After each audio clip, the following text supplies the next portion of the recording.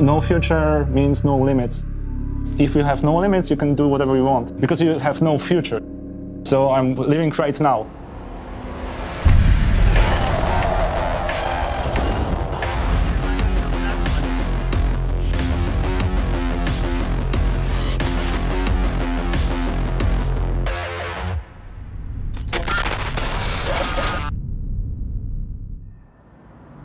So limited editions, we produce them in very small or limited quantities. We only make them once, and then that's it, no more.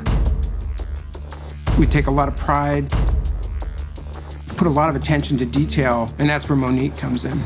You know, if I was looking for targets for what I was trying to do with the No Future, I might... What's critical in the beginning is just understanding the story and what we're trying to communicate. The game designers are creating these worlds, right? They're actually building them out.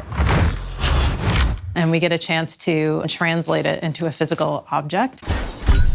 We saw the E3 2018 trailer for Cyberpunk 2077. Of course, it like blew everyone away.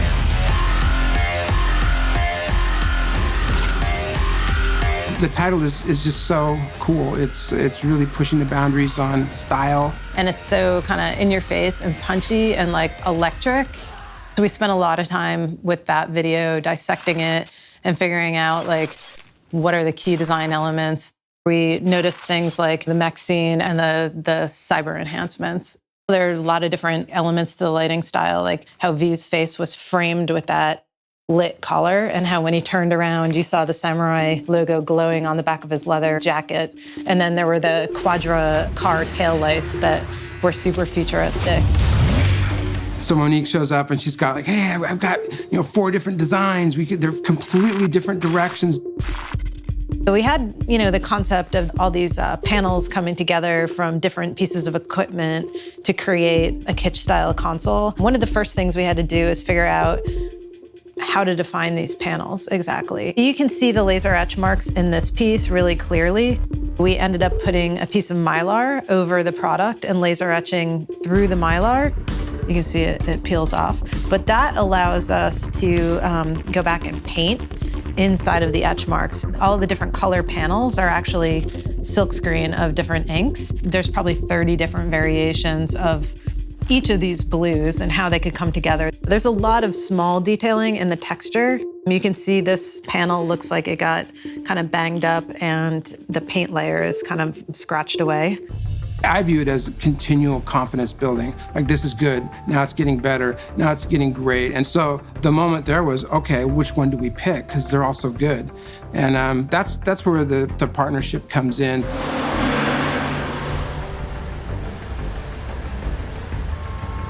Monique sharpened her pencils, got her team together, and we went to Warsaw to CD Projekt RED.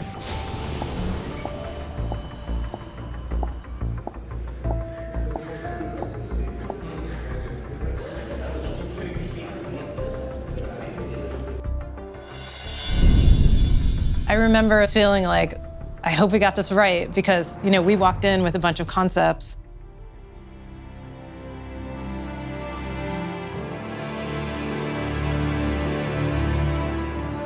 When we first started designing Cyberpunk, we kind of underestimated it. Are you guys excited to see this? Yes, totally. It's been a while. Totally. Okay.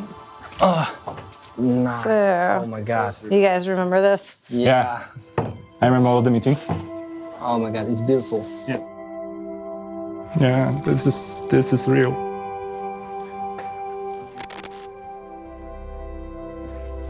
This is awesome.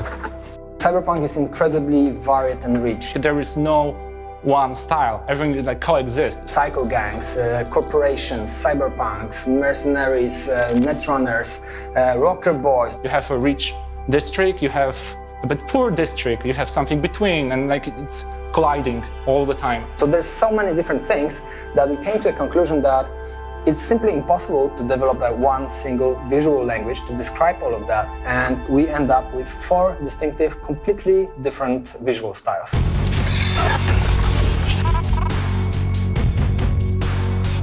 We decided that the console should look like the city. It should be exactly this eclectic mix of different styles present on a single object. kitsch on the front face of the console and neo-militarism on the back face. Why those two? This is like this yin and yang composition. Those styles cannot exist without other. It starts with the form. In the case of using the Xbox One X, there's surfaces to play with. So what Monique did is she took these two layers and started to use them as canvases to express different elements of the game. All these panels are from different pieces of equipment, which is why you see the different tags and labels. For example, here you can find military. Those Enco electronics, well, those are like operated brains. Each one means something, like be careful. There are like more information about components. This is like a product label on the console. You know, you have all this information inside. We imagine that in the world of Cyberpunk, this product label would like allow you to see inside the machine. So when the lights go low, this label glows, and it's like this glow from the inside of the Xbox. There's a tiny cyan light that lights up right here, and this is like the first time that we've actually put another light on one of our consoles for a limited edition. There'll be a little pinpoint of light on someone's temple. Kitsch is mass production. It's a style invented by the people, influenced by the braindance. Colors are poppy. We are using a lot of plastic, we are using a lot of chrome, we are using all the fancy materials which are not so useful, but they are looking great. It's a mashup of different things, like things that might be cobbled together, like on a street level. It's got to have that punch, but it doesn't really need to make sense. So this side, it's a kitsch, and this side, it's neo-militarism. Those two sides fight each other, but at the same time, they live in a symbiosis. You know, like corporations are hiring cyberpunks for jobs, and cyberpunks needs corporation technology to exist. These laser-etched lines, these super clean, severe, hard-edged lines, they're the style of the corporations, the buildings, the equipment, and you can see it's been totally vandalized. So someone just wrote no future, and someone can read it in the different ways. It means literally no future, so I will live my life right now. There's a big tag of samurai band. This is one of the most famous bands in the game and in the world of the Cyberpunk. And the small descriptions, where's Johnny?